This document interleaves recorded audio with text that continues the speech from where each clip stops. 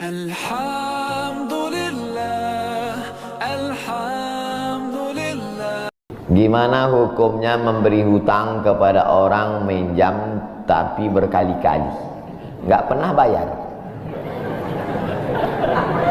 Apakah kita termasuk orang yang menzolimi dengan tidak mendidik orang tersebut menjadi mandiri? Karena sepertinya tak pernah mandiri dan tidak berniat untuk melunasi. Ayat yang paling panjang dalam Al-Quran, surat Al-Baqarah 282, satu lembar. Bukan tentang puasa, bukan tentang sholat, bukan tentang baca Quran, bukan tentang zikir, tapi ayat yang paling panjang tentang bayar hutang. Sholatnya banyak, puasanya banyak, zikirnya banyak, baca Qurannya khatam, tapi kalau bayar utang tak dibayar, di akhirat kau akan cari dia. Oleh sebab itu ada orang mati syahid. Oh, mati syahid. Orang mati syahid nggak merasakan sakratul maut.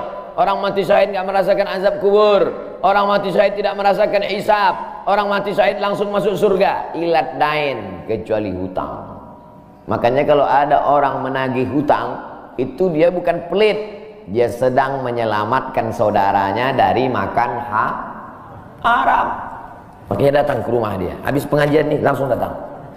Assalamualaikum, waalaikumsalam. Kau mau menagih ya? Aku bukan mau menagih, tapi menyelamatkanmu, anak cucumu, istrimu, tetanggamu dari makan haram.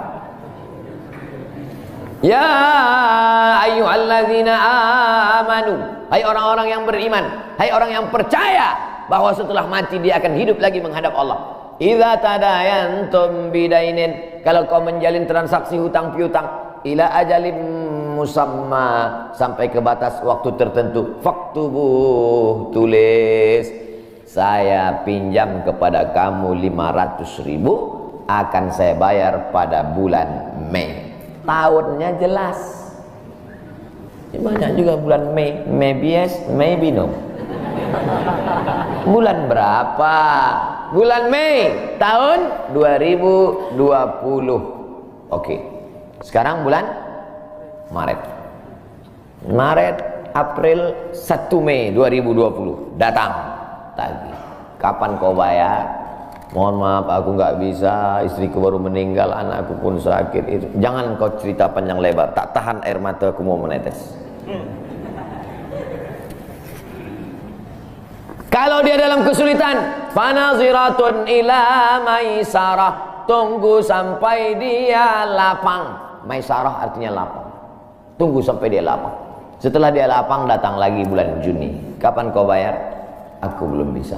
Nampaknya lebih banyak ongkos minyak aku daripada uang yang kutagih. Yang paling bagus, wa antasaddaqu khairul lakum, kau sedekahkan itu lebih baik. Karena aku pun makin datang makin kumat darah tinggiku, kolesterolku pun makin naik. Jadi untuk yang 500.000 itu ku sedekahkan aja, ambil. Tapi yang menghafal ayat ini yang ngasih pinjaman, bukan yang minjam. Sekarang banyak salah hafal, yang minjam pula yang hafal. Begitu kita tagih, kapan kau bayar? Wa anta saddaqu khairul lakum, kau sedekahkan itu lebih baik. Itu ayat aku. Ayat kau 8282. Banyak sekarang orang salah hafal ayat. Jadi dalam Islam hutang piutang adalah ajaran tolong menolong, tertulis dalam Quran. Namanya fikih muamalah. Ada fikih ibadah, sholat, zakat, puasa. Ada fikih jihad, jihad fisabilillah. Ada namanya fikih muamalat. Hutang piutang, gadai menggadai, pinjam meminjam, murabahah, mudharabah, bagi hasil. Maka hutang piutang ini cara tolong menolong. Jangan sampai dihilangkan. Tapi kalau tidak mendidik, maka Islam bukan agama yang memanjakan orang. Ada anak yang kurang ajar kepada orang tuanya. Bagaimana caranya berbakti kepada orang tua yang telah wafat? Apakah anak ini masih dapat ampunan Allah Subhanahu wa ta'ala?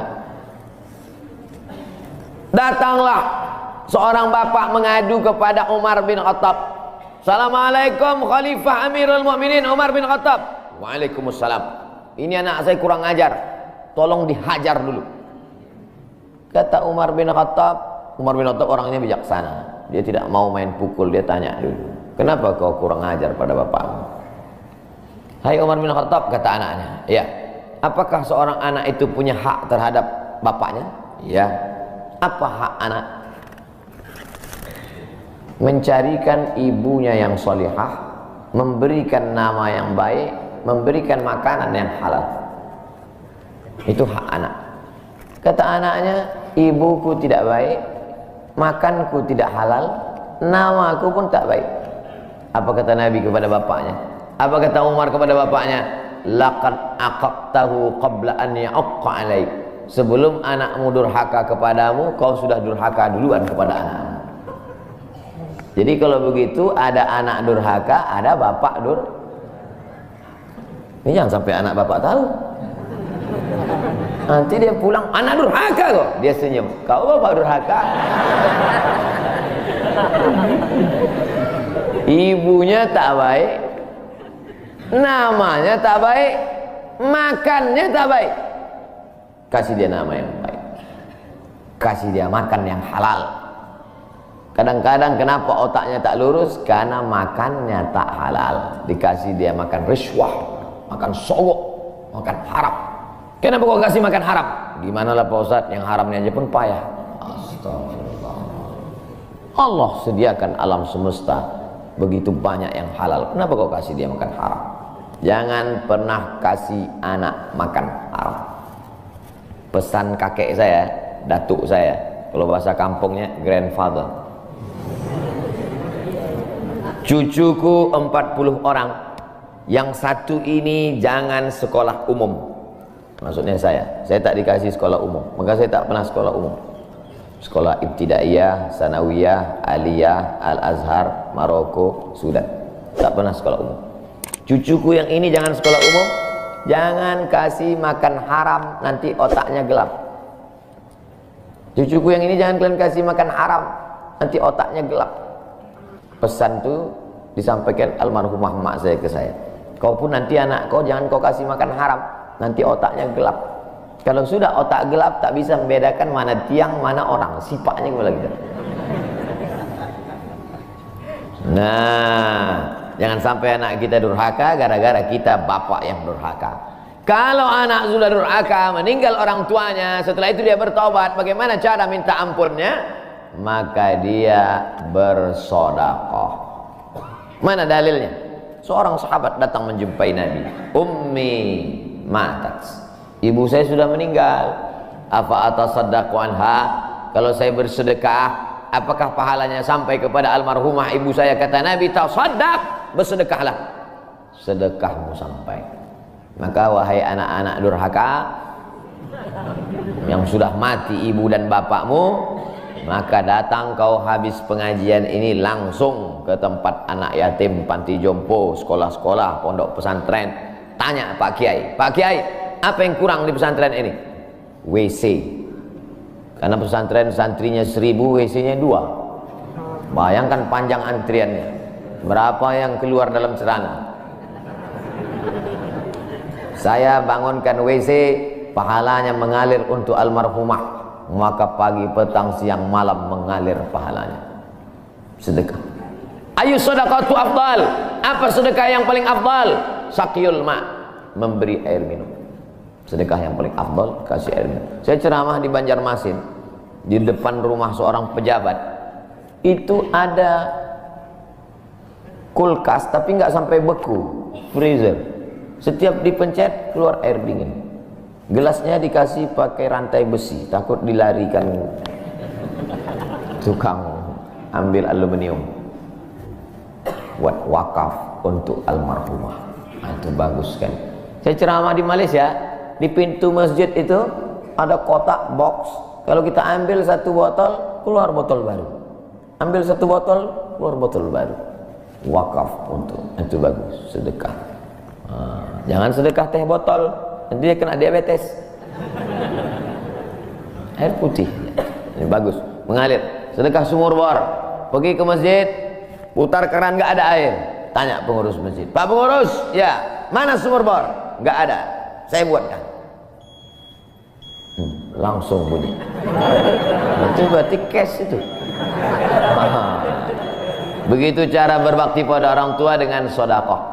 Tapi Pak Ustadz, saya jangankan sedekah, makan saya pun Senin Kamis Pak Ustadz doa, Allahumma fir lahu warhamhu wa'afihi wa'fu anhu. Bangun tengah malam, Rabbighfirli wa li walidayya warhamhuma kama rabbayani shaghira. Apa itu bid'ah? Bid'ah membuat sesuatu yang tidak dibuat oleh Nabi Muhammad SAW. Tidak ada dalilnya dari 3 aspek: qauli, fi'li, takriri.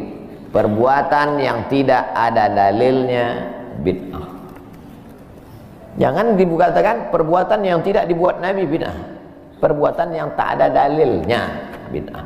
Karena kalau dikatakan yang tidak dibuat Nabi bid'ah, Nabi tidak pernah pakai peci. Tunjukkan saya mana hadis Nabi pakai peci. Berarti peci ini bid'ah. Nabi mimbarnya tangganya dari depan. Ini masjid tangganya dari belakang. Berarti mimbar ini bid'ah.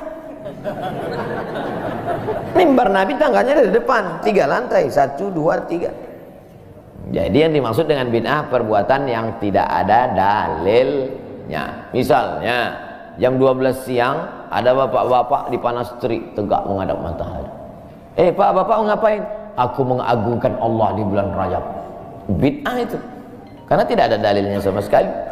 Tapi selama ada dalilnya, tidak boleh kita katakan orang itu melakukan perbuatan bid'ah. Malam Jumat baca Yasin, kumpul 10 orang baca Yasin. Yasin wal Qur'anil Hakim, innaka laminal mursalin. Bid'ah. Loh, coba lihat dalilnya. Yang dibacanya itu Quran apa Quran? Quran. Baca Quran apa pahala? Yasin itu Quran atau enggak Quran? Quran. Man qara'a Yasin fi lailatin, siapa yang baca Yasin suatu malam, asbaha maghfuran lah, subuhnya sudah diampuni dosanya. Mestinya baca Quran itu semua, tapi karena dia enggak sanggup semua, dia pilih hati Quran. Hati Quran itu Yasin. Sentuhlah dia tepat di hatinya, dia akan jadi milikmu untuk selamanya.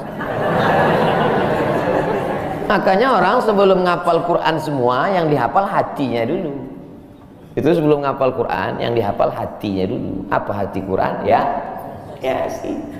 Tapi jangan hatinya aja seumur hidup, yang lain juga. Nah, jadi jangan salahkan orang baca Yasin. Baca Yasin bid'ah. Loh, Yasin kan Quran.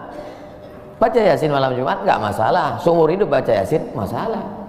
Karena banyak surat yang lain.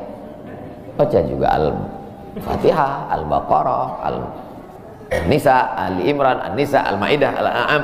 Nah, jadi mudah. Perbuatan tidak ada dalilnya bid'ah. Selama ada dalilnya tidak bid'ah.